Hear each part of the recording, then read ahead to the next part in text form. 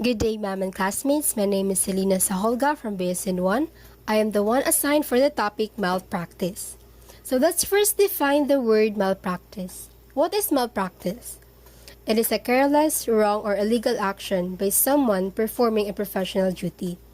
It can also be defined as a failure to exercise an ordinary degree of professional skill or learning by someone rendering professional services which results in injury, loss, or damage.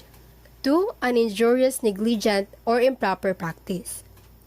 In short, malpractice is an illegal or improper professional behavior.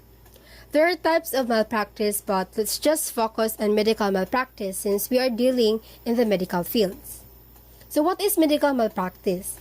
It occurs when a healthcare professional or provider, such as nurses, doctors, or physicians, neglects to provide appropriate treatment, omits to take an appropriate action, or gives substandard treatment that causes harm, injury, or death to a patient. The medical malpractice or negligence normally involves a medical error. This could be in diagnosis, medication dosage, health management, treatment, or aftercare. Medical malpractice law makes it possible for patients to recover compensation from any harms that result from substandard treatment. The professional is not liable for all the harms the patient experiences. However, they are legally responsible if the patient experiences harm or injury because the health provider deviated from the quality of care that is normally expected in similar situations.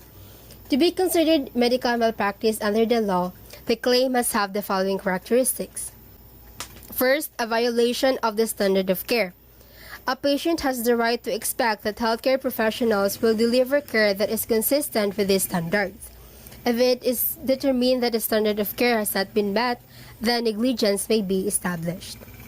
2. We have an injury was caused by the negligence. So the patient must also prove he or she sustained an injury that would not have occurred in the absence of negligence. For a medical malpractice claim to be valid, it is not sufficient that a healthcare professional simply violated the standard of care.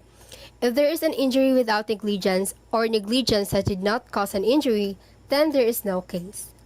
Lastly, the injury resulted in significant damages.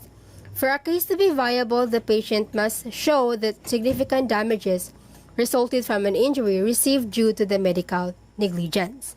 To pursue a medical malpractice claim, the patient must show that the injury resulted in disability, loss of income, unusual pain, suffering and hardship, or significant past and future medical bills. So there are examples of medical malpractice. We have failure to diagnose or misdiagnosis, misreading or ignoring laboratory results, unnecessary surgery, surgical errors or wrong site surgery, improper medication or dosage, poor follow-up or aftercare, premature discharge, disregarding or not taking appropriate patient history, failure to order proper testing, failure to recognize symptoms. So in conclusion, as a student nurse, we have to know and really do our job appropriately because we are handling lives. And before we take action, we also must think the consequences so that we are aware of our own actions.